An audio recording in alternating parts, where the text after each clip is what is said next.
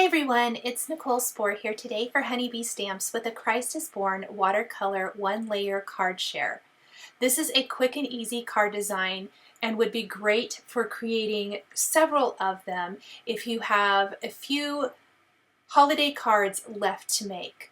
I'm going to take the image from the Honeybee Stamps Christ is Born stamp set and stamp it over on the left side of a 4 1/4 by 5.5 inch panel of Bristol smooth cardstock.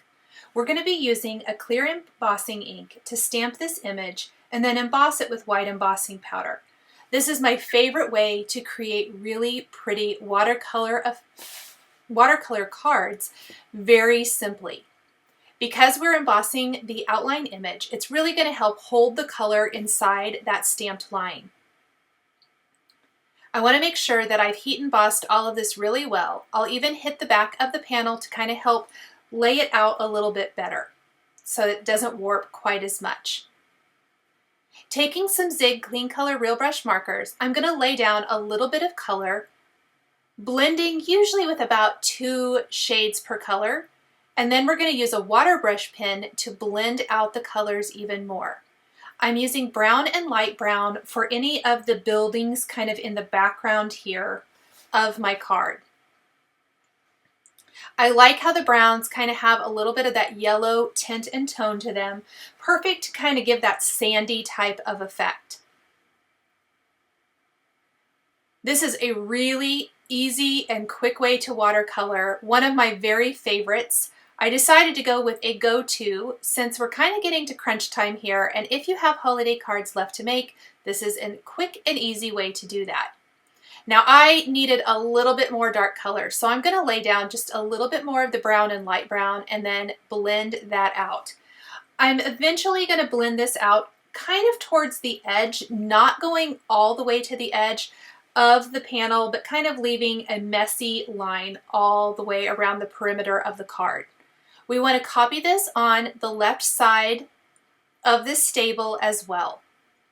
I started with the background and then I will move in to the nativity part of this card. I love a water brush pen as well, as it kind of helps keep the flow of water fairly light. I don't want to add too much water as that kind of makes a mess on the card, but it's very easy because I'm not constantly having to dip a paintbrush into a glass jar of water or anything like that. Next, we're going to color in Mary with deep blue and shadow mauve. So the deep blue is basically the outline here, and then we're blending out with shadow mauve for this beautiful bluish color. Again, once I've laid down my colors, I'm going to take the water brush pen and blend this out.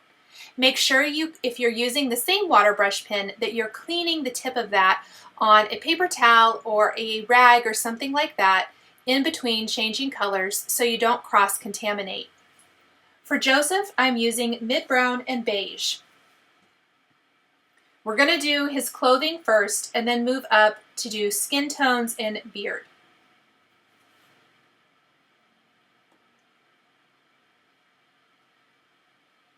Now I decided after doing the skin with beige and flesh color, I was going to move on to the sky to give that a chance to completely dry before adding color to any of the small areas within the nativity.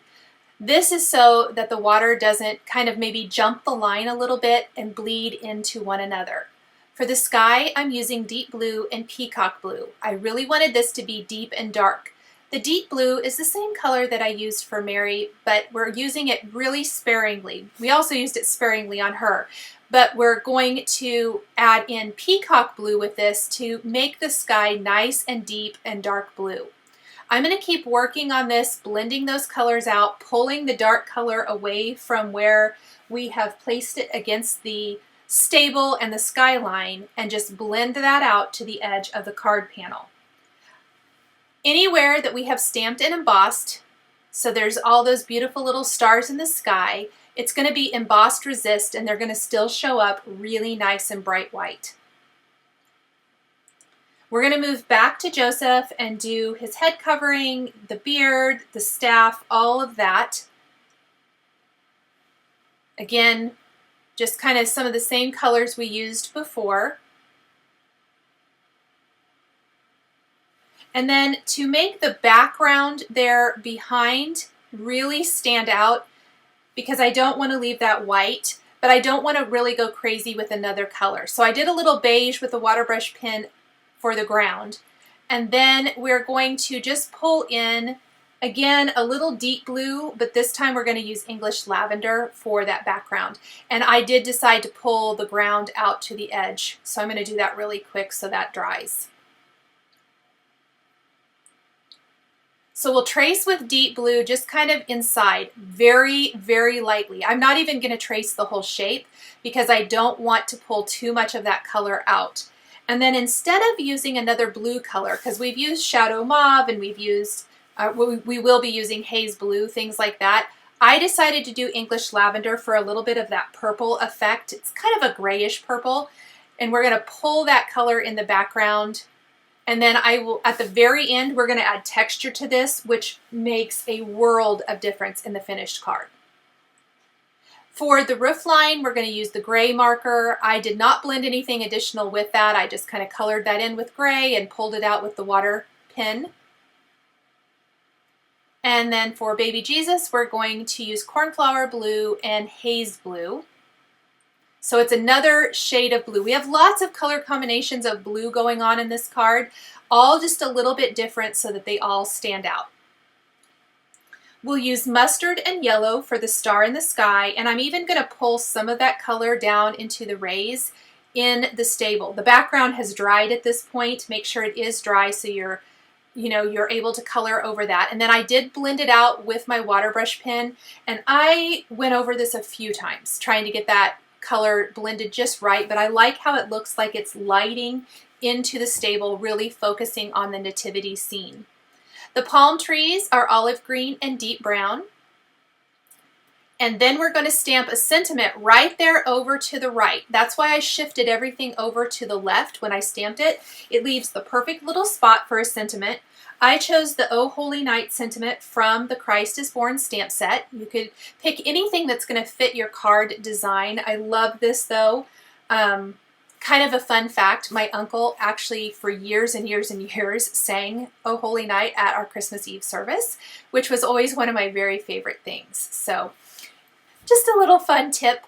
The singing gene did not get passed on to me, unfortunately. So I'm going to heat emboss that with white embossing powder, and then we are going to add that fun texture to the background of our stable with this awesome Salvaged Bricks stencil. This is my favorite stencil from the new Honeybee Stamps release. I absolutely love it. I love the kind of salvaged bricks type look. There's also the very perfect bricks look, which is really cool as well, but the salvaged one is my favorite. We're going to take a gray ink and a blending brush, and I just quickly masked off the inside of the stable with some Post-it tape, and I'm going to lightly stencil this all the way around. This was super fast, quick and easy stenciling, not a ton of masking. I just didn't want it to go out into the outside of my card, and look at what a difference those salvaged bricks make inside the nativity. We are going to then take some adhesive and place our panel on a white side fold card base.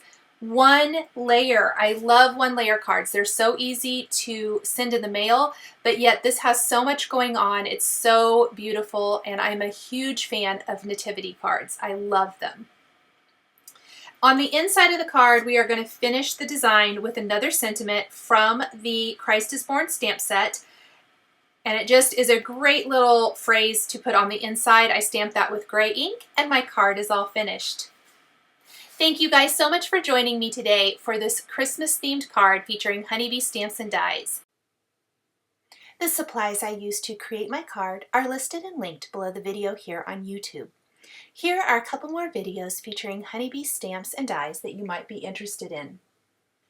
If you enjoyed this video, please give it a thumbs up and be sure to subscribe to my channel and hit that notification bell to never miss a new card making or paper crafting video. Thank you guys so much for joining me today, and we'll catch you next time.